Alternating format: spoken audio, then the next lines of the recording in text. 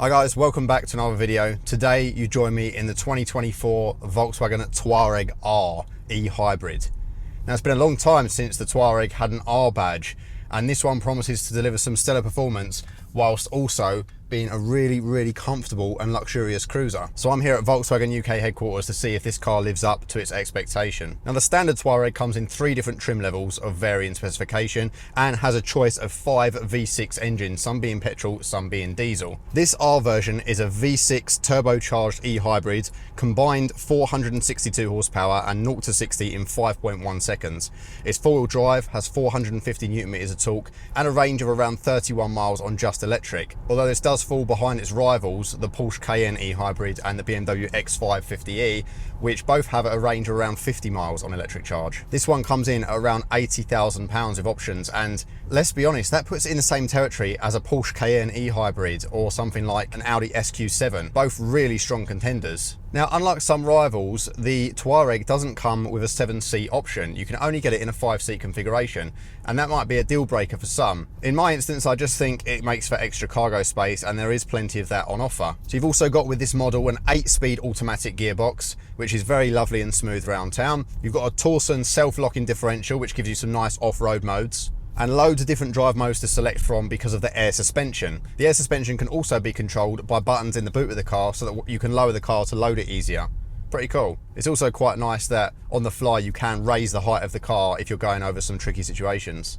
The options list is where things can get a little bit pricey though. For example, the head-up display that I've got is an optional extra, £1,140, and it is great. It shows you maps and stuff like that, but it's a lot of money. Ventilated and massaging seats, £395. The night vision pack that this car has, £1,500. And even on this higher end model, 360-degree park assist, you have to spec. It's only 175 quid, but why is that not included? Let's jump in and talk about the styling of the Touareg. Now, this facelifted version I do think looks very handsome indeed, and this spec is absolutely unreal. This satin paint alongside these massive 22-inch alloys and the R brakes, it just looks fantastic. It's so imposing on the road. I think the only people that are really going to be upset are the badge snobs that really want an Audi or a BMW badge on the front. Of course, there are varying specifications to be had, but I really like this one. I think the paint just works and the contrasting black elements look really good.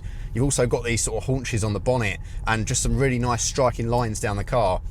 There's some new lights up front, so you've got matrix LEDs, and they're really impressive. They've got high beam assist and up to 38,000 micro LEDs, which can transition very quickly indeed, and it's really impressive.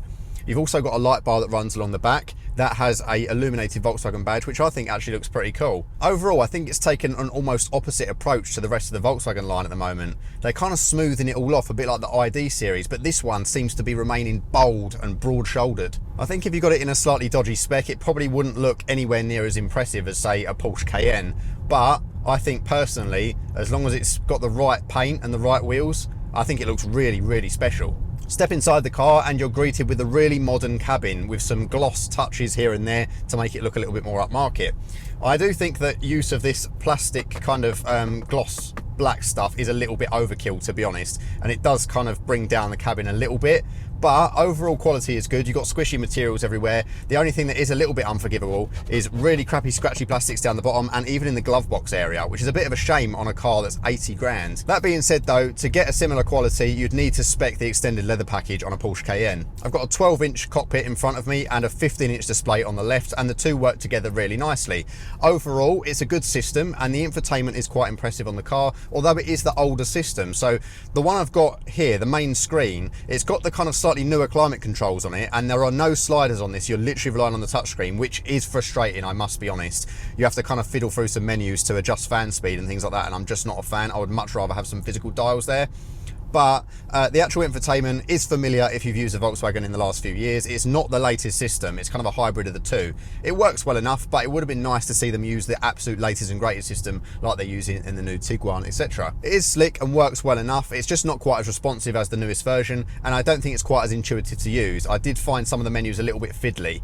On the newer system, you've got lots of shortcut buttons and things like that, and one home button. On this, the home button does take you to a home screen, but it's like the old MIB units. Overall though, if you're using your Apple CarPlay, you probably won't be that bothered once you've set and forget some of the car's key features, but it's just devoid of a few of the nice gimmicks that some of the rivals have. This virtual cockpit screen in front of me though is really good. What I like about it is quite large in comparison to some of the ones that Volkswagen use, and also it's got quite clear interface to it. You can see when it transitions between using the combustion engine and the hybrid system, and it tends to try and use the electric one as much as possible. And in terms of the navigation, you get a clear view on the screen there, and you can switch between 2 different modes. It's just the layout just seems a bit more clear than some of the other Volkswagen products as of late. The newer version of this screen is a little bit busy, and I think this one just looks the part. You can also customize what's inside the dials, which is handy because you can put stuff like your range and your average consumption and things like that, which is nice. Frustratingly, also being a slightly older design, this one still has these horrible capacitive buttons on the steering wheel. Volkswagen have listened and they've started switching back to the physical controls on most of its new cars, but this one hasn't got to that just yet. They're just frustrating to use. You try and swipe to do something and you end up pressing the wrong button. I keep pressing the, accidentally pressing the heated steering wheel button, which you've then got to press another 3 times to turn off. It's just horrible to use. I hate it. What I do like though is you've got a nice easy to use traditional gear lever for your automatic gearbox, and you've also got some controls down here for your traction control, engine start, stop, and that kind of thing. Again, a bit too much gloss black though. Feels a little bit cheaper than it should in a car at this price, but overall the layout is good, the buttons feel responsive, everything works as intended. The door bins are an okay size, and you've got a bit of storage here as well as some cup holders, and the cup holders have grips in so they're nice and easy to use, which I like. And also you've got a bit of a glove box there. It's not the biggest, but it gets the job done. Overall layout is really good and everything is kind of where you expect it to be. And you do have some physical controls for your lights down by your knee, which is nice as well because they've done away with those in newer models. Overall, I think you'd be quite happy living with this day to day, but just expect a nicer interior quality from an Audi Q7 or SQ7. Same story in the back of the car, loads and loads of headroom, and the thigh support isn't too bad, and there's plenty of space back there for 3 people, although there is a transmission tunnel, so be warned, you're probably not going to have the most comfortable experience if you're traveling with 3 adults in the back. This one has pan roof, and what I do like about it is that it's got a separate control for the sunshade, so no fiddling about. Actual comfort's quite good. This seat is pretty firm, but it's comfortable enough for long journeys, and there's loads of adjustment in it too, as well as a massage function. You've also got good visibility out because the car has kind of squared off, and even though it kind of haunches at the back, you've got good visibility with these large mirrors. Even though there's a large C-pillar, you can still see around the car just fine, and you do have a 360 cam, but it's not best in class in terms of clarity. In terms of your rear cargo space then, a nice flat load floor, and you do have a little bit of space underneath, but not enough to store your charging cable, sadly. And of course up front you've got that V6 engine in this version, so you can't store it there either. It does come with a nice little carry bag though, and overall the space is really practical. The seats do fold down, not perfectly flat though, and they're not electrically folding either, so you do have to go round and put them up manually. You've got cup holders back there, ISOFIX points, another zone for your climate control, and also some charging points. It's a 40-20-40 split, which is nice because you can put down that middle seat separately and have long items go through. Unfortunately, the hybrid system does eat into the cargo area a little bit, so in your standard Touareg you are going to get a little bit more space, but I don't think you're really going to complain too much. It's still quite cavernous. In terms of your driving economy, they claim 120 miles per gallon because of the hybrid system, but as you know, you've got to take that with a pinch of salt, and the car has to be charged up regularly to achieve that. If you let the battery run completely flat, you're probably looking at around 30 miles per gallon, which, let's be honest, isn't too bad for a big heavy car with a large-ish engine. So let's see how it actually drives then. To be honest, the most impressive thing about this is the optional air suspension, and this really soaks up the bumps amazingly well, and this also has a acoustics package on it as well, which has improved kind of damping and stuff like that in the interior and in certain places to make it a bit more of a quiet experience when you're going along. And you really can tell it's quite serene in here. It doesn't ever feel like you're unsettled. Even on these massive wheels, it's not too firm. You can kind of still feel some of the road, but it's not ridiculous. And also in terms of like actually soaking up the bumps and stuff like that, it's pretty impressive considering the size of the car and the weight. So I've been in comfort mode this whole time, which utilizes the hybrid system a little bit more, but let's crack it into sport mode so that it changes the feel of the car a little bit. It does weight up the steering a little bit as well. I've not been too keen on the accelerator pedal feel. You can feel that the car controls that a little bit, but the braking feel is good, and there is quite a lot of stopping power there. It does feel a little bit more spongy at the top end, but then it does firm out, so it's not terrible. It doesn't feel like a proper regen braking system. You can still feel that there's a decent amount of stopping power there with those uprated R brakes. And now that I'm in sport mode, the car is keen to use the engine that little bit more, and I can put my foot down and yeah, it's quick.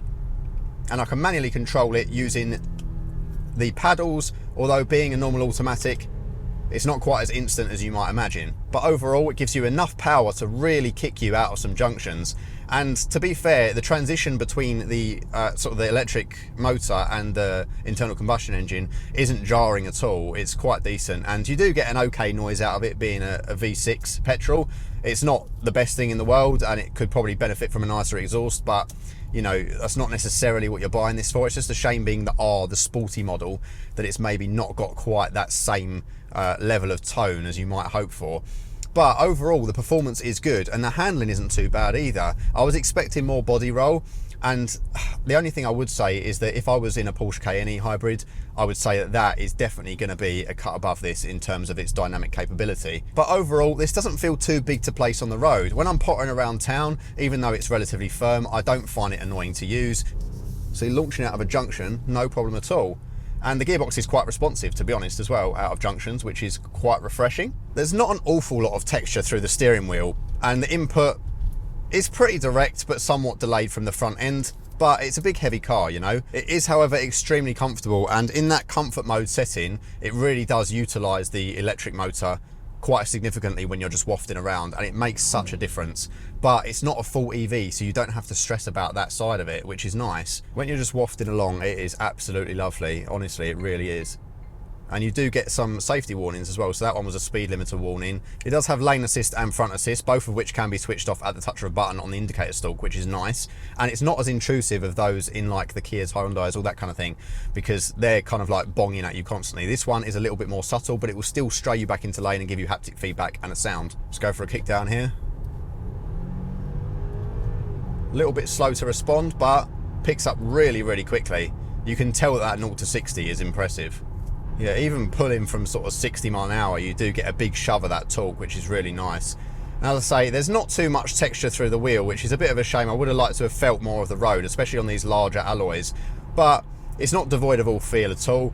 And the body roll is minimal enough that you can really chuck it in and have some fun with it. But I would say it's more suited to brisk motorway bashing and long autobahn trips and stuff like that, rather than kind of the B-road bashing like your Golf R and your T-Roc R. You could do big miles in this. It's very, very impressively comfortable. So I'm just wafting along at 50 now.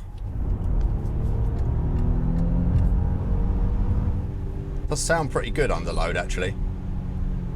When you brake really hard, you do kind of feel that regen effect, but it's not bad. Let's send it round this roundabout and just see if I can get it to unstick a little bit.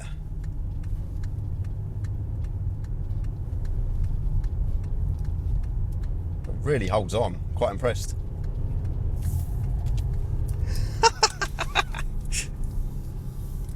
You can feel the weight of the car, but you know, it's still good fun. And I think if you wanted something that is just going to haul people around and you're going to have quite long distances to go, so you don't really want a fully electric car yet, this is quite a good alternative. And the kind of combination of in the comfort modes, the hybrid system, it does work really nicely to provide a smooth experience. There's not too much distracting tech, and it is a shame that they're not using the most up-to-date infotainment system, but it's good enough. And I think you'd probably be happy doing a lot of miles in it. If you want something a little bit kind of more upmarket and modern inside, SQ7 is probably the way to go, but you're not going to have the same options in terms of drivetrain. But then if you want something very similar in terms of power, but you want a bit more of a dynamic drive, then the Cayenne e-hybrid is probably the way to go. But just the thing with that though is that the Porsche options list is even more extensive than the Volkswagen one. You have to kind of tick a lot of boxes to make a nice car. So, you know, your mileage may vary, put it that way. But I think overall, you'd be pretty happy in one of these. It's just, can you live with the slightly outdated technology in comparison to their newer kit? There's a few quality of life annoyances, and there are certain things that are missing that I think should be included at this price range. But overall, as a package, I just think it's just a really nice experience. And I, for one, am happy that Volkswagen are putting some more time and energy into their R range of cars. So thank you guys so much for watching. Thanks so much to Volkswagen for inviting me down for the day to check out some of their cars, and I'll see you guys as always in the next one. Bye bye.